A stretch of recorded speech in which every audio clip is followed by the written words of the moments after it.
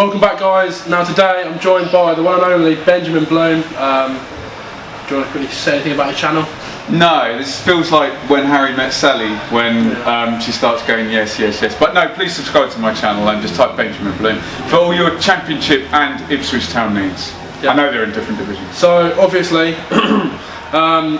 just here today in Ipswich with Benjamin, and we'll have a little chat, okay? Because obviously last season we got relegated. How going into League One then?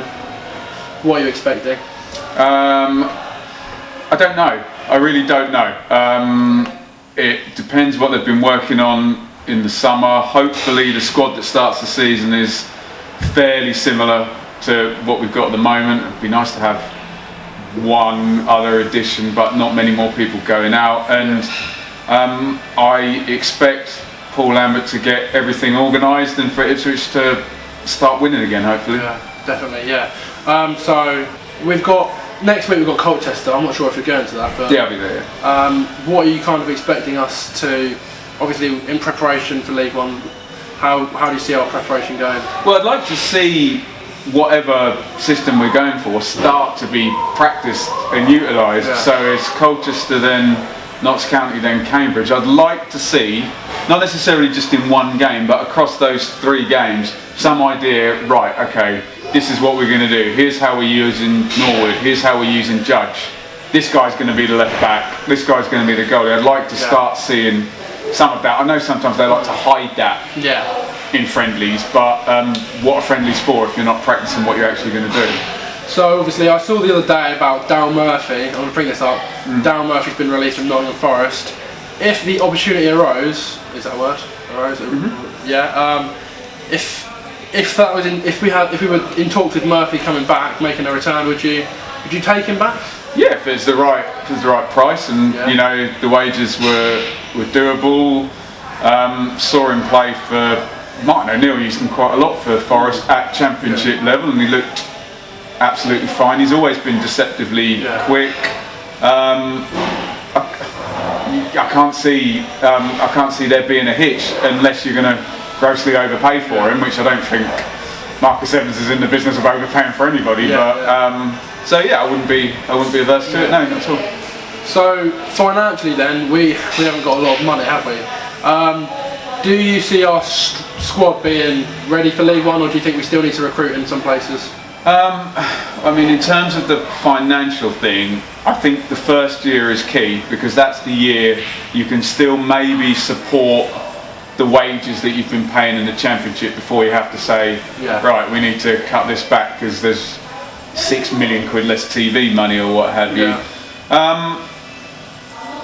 It just depends what side of the bed Marcus gets out of, and does he have an ego and want to smash League One and actually lose more money than he normally loses? The truth is that the club isn't really sustainable financially, and unless there's some very shrewd business done, it's going to make a loss. So it just depends how big a loss you're prepared to make to try and countenance a immediate promotion back to then make more money in the Championship. So in terms of our youth players and our youth development, who do you think is key for League One out of our youth squad?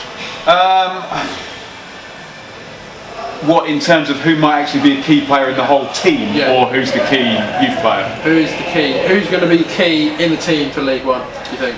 Out of the youth guys, you'd think someone like Flynn Downs is definitely going to get used. You know, he's definitely going to get lots of game time. So in terms of the actual word key, probably Downs in terms of minutes, and then you might, do you ease Bishop in? I don't know. Do you just go for him, throw him in there and say, look, play a whole season, and you know, he's got injured before. Lancaster, do you throw him in all the time? Dazelle, there's a point where with all these guys we mentioned, Dazelle, Bishop, Lancaster, and the fullbacks, Kenlock, Emmanuel, Downs, 6 of them.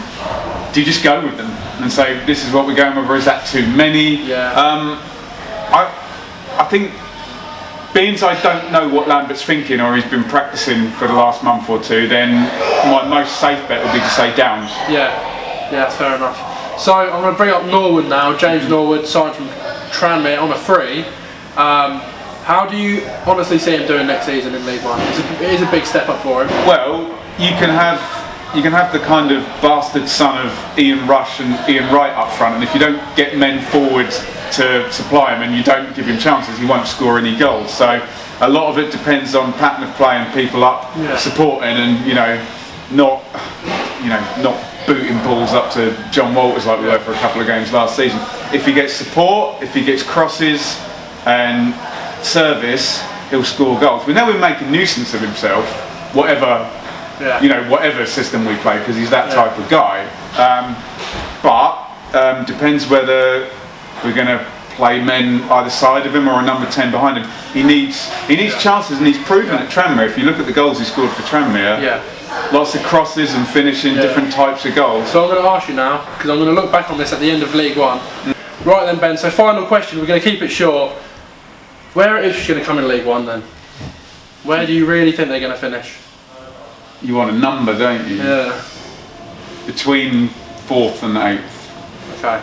And why?